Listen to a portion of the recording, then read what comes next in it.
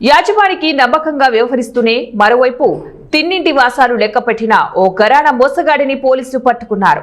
రంగారెడ్డి జిల్లా షాద్నగర్ పోలీస్ స్టేషన్లో స్థానిక ఏసీపీ ఎస్ లక్ష్మీనారాయణ ఏర్పాటు చేసిన సమావేశంలో మీడియాకు కేసుకు సంబంధించిన విషయాలను వెల్లడించారు.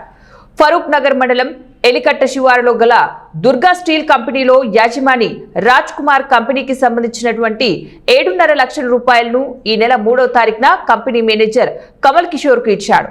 అదే రోజు 7.5 లక్షల రూపాయలు అతని చేతికిచ్చి టేబుల్ డెస్క్ లో సెంట్రల్ లాక్ చేయించి వెళ్లాడు. అయితే మరుసటి రోజు మేనేజర్ కమల్ కిషోర్ ఫోన్ చేసి నగదు కనిపించడం లేదని చెప్పాడు. డబ్బులతో పాటు కంపెనీలో డివిఆర్ కూడా తీసుకెళ్లాడు. యాజమాని రాజ్ కుమార్ స్థానిక పోలీసులకు ఫిర్యాదు చేయడంతో పోలీసులు ఈ కేసులో కొన్ని ఆధారాలతో మేనేజర్ కమల్ కిషోర్ వర్మను అరెస్టు చేశారు. తీగలాగితే డొంకంతా కదిలినట్టు కంపెనీలో పనిచేసే మరో కార్మికుడు బబ్లు ద్వారా తాళం చెవి తీసుకుని 7.5 లక్షల రూపాయలను చాకచక్యంగా తస్కరించినట్లు తేలింది. పోలీసులు నిందితుడిని పట్టుకుని వారి వద్ద నుంచి 7.5 లక్షల రూపాయలను స్వాధీనం చేసుకుని రిమాండ్కు తరలించారు.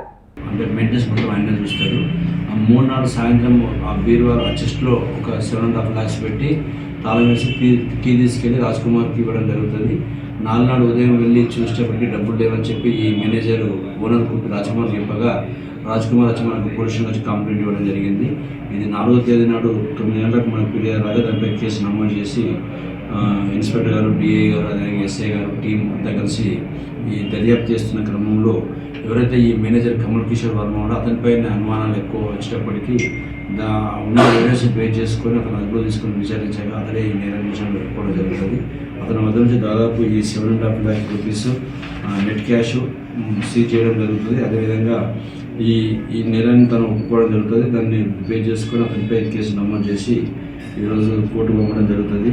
ఈ ఇన్వెస్టిగేషన్లో అంటే ముఖ్య పాత్ర పోషించిన ఇన్స్పెక్టర్ గారిని, అదేవిధంగా డిఐ గారిని, ఎస్ఐ గారిని, అదేవిధంగా